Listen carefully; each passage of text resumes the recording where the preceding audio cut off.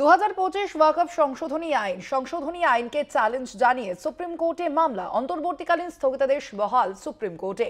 মঙ্গলবার দীর্ঘ শুনানি হয়, আজ ফের শুনানির সম্ভাবনা রয়েছে সুপ্রিম কোর্টে। আপনাদের জানিয়ে রাখি, আমরা দেখেছি একেবারে গতকাল রীতিমতো 4 ঘন্টা, দীর্ঘ 4 ঘন্টা মামলাকারী পক্ষের বক্তব্য শোনে প্রধান বিচারপতির যে বেঞ্চ ছিল, এবং সেখানে একাধিক যে প্রসঙ্গ, সেই প্রসঙ্গ উঠে এসেছিল আমরা দেখেছিলাম। এবং আজ ফের শুনানির সম্ভাবনা রয়েছে, বিষয়ে আমরা কথা বলবো। আমাদের সঙ্গে রয়েছেন প্রতিনিধি পীযূষ কান্তি নাগ। পীযূষ দা, যে বিষয়টা জানবো, আমরা গতকালই দেখেছি একেবারে দীর্ঘ শুনানি, 4 ঘন্টার বেশি শুনানি আমরা দেখেছি, এবং মামলাকারীদের পক্ষের যে বক্তব্য, সেই বক্তব্য কিন্তু শুনেছিল প্রধান বিচারপতির ডিভিশন বেঞ্চ। সেক্ষেত্রে আজকের যে শুনানি রয়েছে, সেই শুনানিতে কি কি বিষয় মূলত উঠে আসতে পারে, কি মনে হচ্ছে?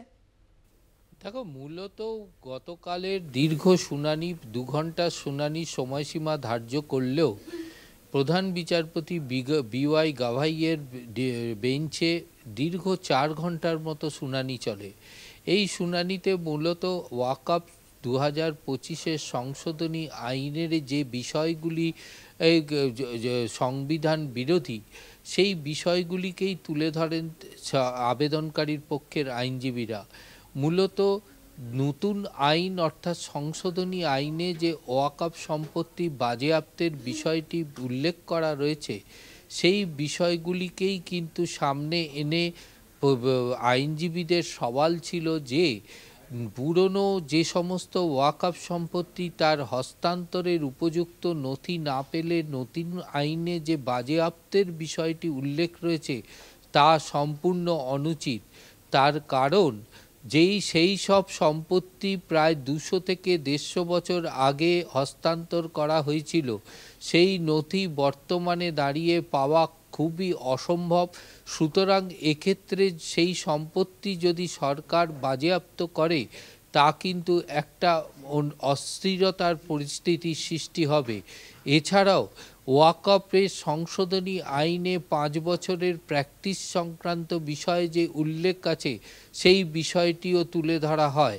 ওয়াকফ সম্পত্তির এই মামলার সওয়াল চলাকালীন তাজমহলের প্রসঙ্গ উঠে আসে, এবং নতুন সংশোধনী আইনে যে পরিষ্কার বলা রয়েছে যে হস্তান্তর সংক্রান্ত নথি যদি না থাকে, তাহলে সরকার সেই সম্পত্তি বাজেয়াপ্ত করতে পারবে। অর্থাৎ আজকের দিনে দাঁড়িয়ে তাজমহলের মতো স্মৃতিসৌধের যদি জমির প্রকৃত চরিত্র বা সেই জমির মালিকানা সম্পর্কিত সেই তথ্য যদি সরকারের কাছে না আসে, তাহলে কি সরকার সেক্ষেত্রে কি পদক্ষেপ গ্রহণ করবে? এই সামগ্রিক বিষয়ের ওপর দীর্ঘ সওয়াল পর্ব চলেছে গতকাল। তবে সুপ্রিম কোর্টের প্রধান বিচারপতি এই যে নথিভুক্তিকরণের বিষয়টি কিন্তু বিশেষ গুরুত্ব দিয়ে বিবেচনা করবেন বলে জানিয়েছেন।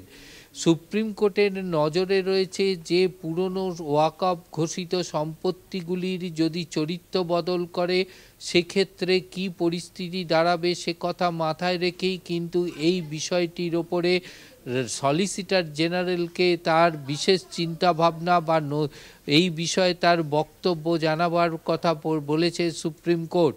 তবে গতকালের শুনানি শুরুতেই কিন্তু কেন্দ্রের সলিসিটর জেনারেল তুষার মেহতা একটি বিষয়ের মন্তব্য কিন্তু যথেষ্ট তাৎপর্যপূর্ণ। তার কারণ তিনি পরিষ্কার বলেছিলেন যে সুপ্রিম কোর্টের যে অন্তর্বর্তীকালীন নির্দেশিকা, সেই নির্দেশিকার কথা মাথায় রেখে সরকার এই সংশোধনী আইনের বিষয়ে নতুন করে কিছু চিন্তাভাবনা করছে। তবে আজ ফের শুনানির সম্ভাবনা রয়েছে। সুপ্রিম কোর্টের যে নির্দিষ্ট তালিকাসূচি মামলা শুনানির, সেই তালিকাসূচির 44 নম্বর ক্রমিক সংখ্যায় এই মামলাটি নথিভুক্ত রয়েছে, এবং সেই নিয়ম অনুযায়ী আদালতে ক্রমিক সংখ্যা অনুযায়ী মামলার শুনানি হয়। তাই যেটা মনে করা হচ্ছে, আজ সেই মামলার 44 নম্বরে ক্রমিক সংখ্যায় নথিভুক্ত থাকায় এই মামলার শুনানির সম্ভাবনা রয়েছে।